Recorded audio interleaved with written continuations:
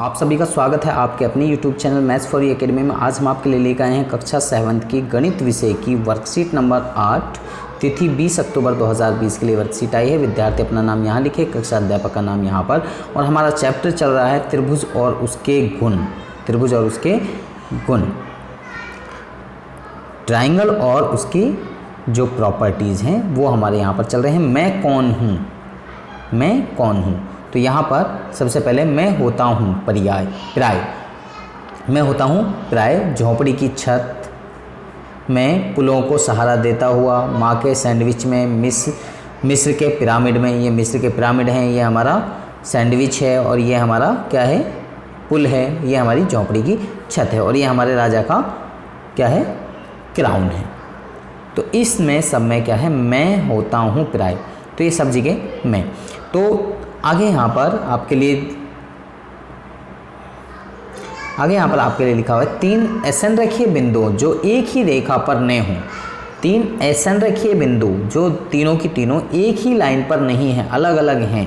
तो A, B, C को कागज़ पर बनाए हुए उन्हें जोड़ें तो आपको कौन सी आकृति मिलती है। जैसे आपने यहाँ A यहाँ पर पॉइंट लगाया, यहाँ B लगाया, यहाँ C लगाया, इनको तीनों को मिलाया, मिलाने पर जो ये आकृति आपको प्राप्त होती है ये कौन सी आकृति है। तो ये आकृति आपकी होती है त्रिभुज, जिसको इंग्लिश में कहा जाता है ट्राइंगल। तो यह 3 रेखाखंडों से बनी आकृति है। 3 रेखाओं से बनी बंद आकृति को त्रिभुज कहा जाता है। इसकी जो सिंपल डेफिनेशन है वो ये आप ये याद रख सकते हैं। एक क्लोज्ड फिगर जो 3 साइड को जोड़ने से हमारी बनी है। भुजाएं हैं इसमें AB, BC, CA। AB यानी कि यहाँ से यहाँ तक की साइड, यहाँ से यहाँ तक की BC और यहाँ से यहाँ तक की CA। ये साइड जो हैं ये हमारी भुजाएं हैं। शीर्ष हमारे ये होते हैं, ये शीर्ष A, ये शीर्ष A, B और ये शीर्ष C, जो यानी कि जहाँ पर वो 2 लाइनें आपस में जॉइंट होती हैं वो शीर्ष कहलाता है। कौन, अब जो लाइनें मिली उनके बीच में जो अंतर होता है, जो लाइनें हमारी मिली हैं उनके बीच में जो अंतर होता है, यहाँ पर जो एक गैप आपको दिखाई दे रही है, ये आपको दिखाई दे रहा है, ये गैप दिखाई दे रहा है, ये गैप जो दिखाई दे रहा है ये कहलाते हैं कौण। तो कौण A, ये कौण B, कौण C। तो यहाँ पर इनको कौण A को इस तरीके से भी लिखा जाता है, कौण A भी हम इसको कह सकते हैं, या फिर हम इसको कौण एंगल BAC भी कहा जा सकता है। कौण BAC भी कहा जा सकता है। एंगल B को एंगल ABC भी कहा जा सकता है और कौण C को कौण BCA भी कहा जा सकता है। तो मतलब ये इनके नाम हैं, इनको डायरेक्टली ABC भी कहा जा सकता है या फिर अलग अलग ये जो नाम दिए हैं कि जो जिस कौन को कहा जा रहा है वो सेंटर में हमें लिखना होता है। तो इस तरीके से हम उसका नाम बता सकते हैं।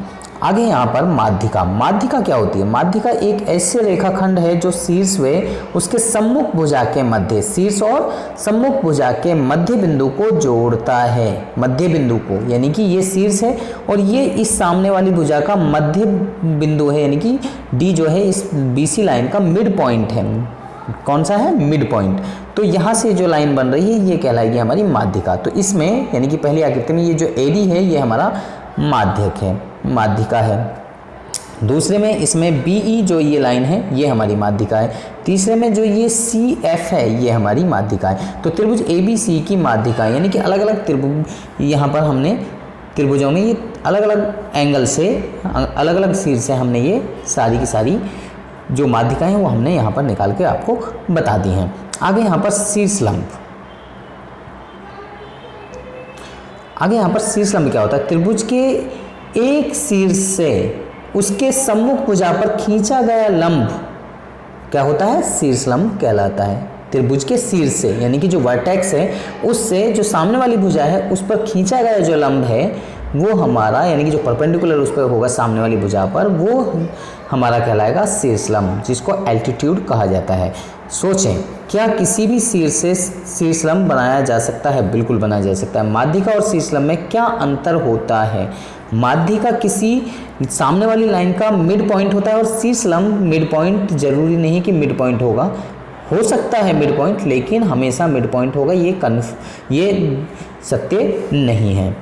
तो यहाँ पर किसी त्रिभुज का बाह्य कोण किसी एक भुजा को एक ही ओर बढ़ाने पर बनता है।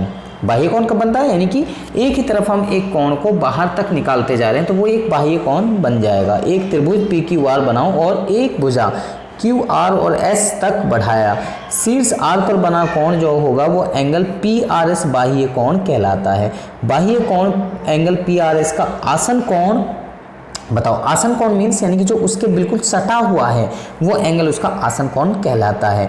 अब काट कर या अक्ष यानी कि ट्रेस कॉपी लेकर P तथा Q सम्मुख अंत्य कोणों को संलग्न R को ढका।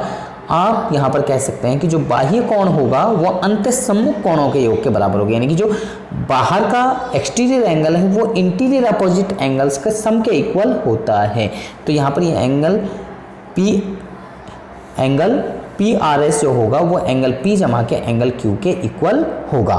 तो यहाँ पर ये आप जैसे यहाँ पर देख सकते हैं, इस आकृति के अंदर मैं आपको बताता हूँ, ये आकृति 4 नंबर है। इस आकृति में जो ये x है ये यानी कि इंटीरियर एंगल के अपोजिट एंगल्स के सम के इक्वल होगा, यानी कि ये जो एंगल है ये इन दोनों का सम अगर हम करते हैं तो इसके इक्वल होता है।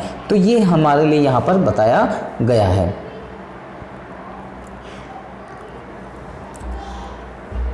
तो आगे यहाँ पर आप प्रयास कीजिए। अब प्रयास कीजिए, यहाँ पर लिखा हुआ है।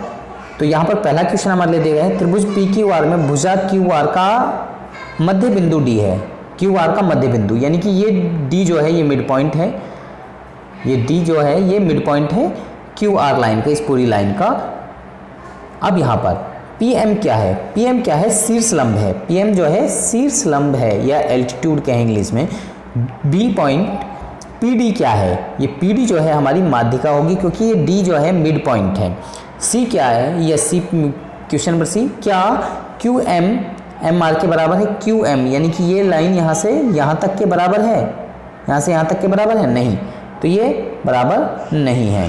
तो एंगल डी सॉरी डी यहाँ पर angle P M R, P angle P M R, M R ये एंगल कितने का है, 90 डिग्री का है। तो ये हमने यहाँ पर लिख कर बता दिया।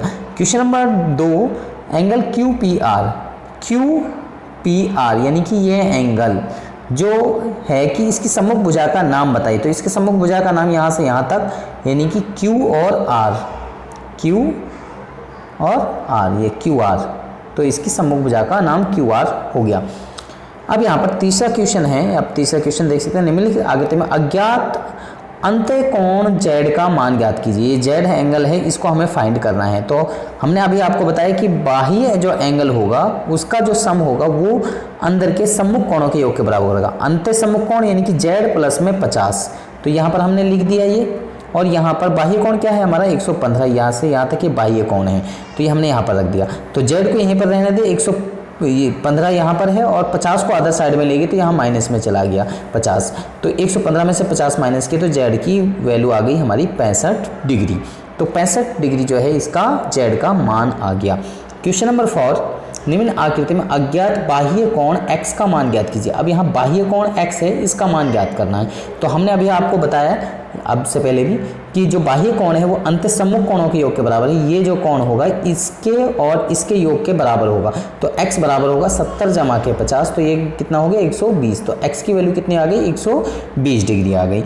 अब यहाँ पर क्वेश्चन नंबर 5 अपने दैनिक जीवन में दिखने वाले 5 त्रिभुजाकार वस्तुओं के नाम बताइए। तो कोई भी 5 आकृति आपको बतानी है। तो हमारी पूरी दैनिक जीवन में काफ़ी चीज़ें ऐसी हैं जो त्रिभुजाकार हमें दिखाई देती हैं। जैसे अब यहाँ पर हम एग्जांपल के तौर पे लेते हैं, एक ब्रेड हमें त्रिभुजाकार दिखाई देता है। समोसा अगर हम देखें, समोसे के एक साइड के अनुसार देखें तो वो हमें त्रिभुजाकार दिखाता है। साइन बोर्ड यानी कि आप कहीं पर भी जाते हैं, साइन बोर्ड आपको नज़र आते हैं कि इस तरफ लेफ़्ट राइट जो भी इस तरीके से नज़र आते हैं। और वहाँ पर अगर आप कहीं कार्य प्रगति पर है तो वहाँ पर वो जो साइन बोर्ड देखते हैं तो वहाँ पर कई बार वो त्रिकुटा रूप का बना होता है, 3 आकार त्रिभुजाकार के आकार का बना होता है। चौकोर भी होता है, त्रिभुजाकार भी होता है। आगे आप यहाँ पर ड्राइवर का बैच देख सकते हैं। ऑटो ड्राइवर हो या जो टैक्सी ड्राइवर हैं उनके जो बैच होते हैं वो भी क्या होते हैं, त्रिभुजाकार ही होते हैं। झोपड़ी की छत की आकृति अगर आप देखते हैं सामने से तो वो भी आपको क्या दिखाई देगी, झोपड़ी की छत की जो आकृति दिखाई दे रही है वो भी आपको त्रिभुजाकार ही नजर आएगी। तो इस तरीके से आपके पास में हज़ारों एग्जाम्पल हैं, कोई भी एग्जाम्पल आप अपनी मर्जी से दे सकते हैं। तो आपके लिए यहाँ पर एक संदेश है कोविड के संदर्भ में उचित व्यवहार संबंधी कैब संदेश। कोविड-19 के विरुद्ध लड़ाई में सुरक्षित रहने के लिए मास्क अवश्य पहने। जैसे यहाँ पर आकृति में भी आपको दिखाया गया है कि मास्क अवश्य पहने, क्योंकि उससे जो क्या होगा कि जो स्प्रीड फैल रहा है कोरोना वायरस का, तो वो जो है उससे रुक जाएगा। तो यहाँ पर सभी बच्चे मास्क का प्रयोग अवश्य करें। तो मुझे लगता है कि ये जो वर्कशीट आई है ये बच्चों को समझ में आ चुकी है। अगर आपको समझ में आ चुकी है तो आप हमारी वीडियो को लाइक करें, शेयर करें, कमेंट करें, और इसके साथ में अगर आप अभी तक हमारे चैनल पर नए हैं तो आप हमारे चैनल को सब्सक्राइब कीजिए और इसके साथ में बेल आइकन को जरूर प्रेस करें, ताकि आपको आने वाली हर वीडियो की अपडेशन साथ के साथ में मिलती रहे। तो आप बच्चे हमारे साथ में बने रहिए हमारी नेक्स्ट वीडियो तक। आप सब बच्चों का इस वीडियो को देखने के लिए धन्यवाद।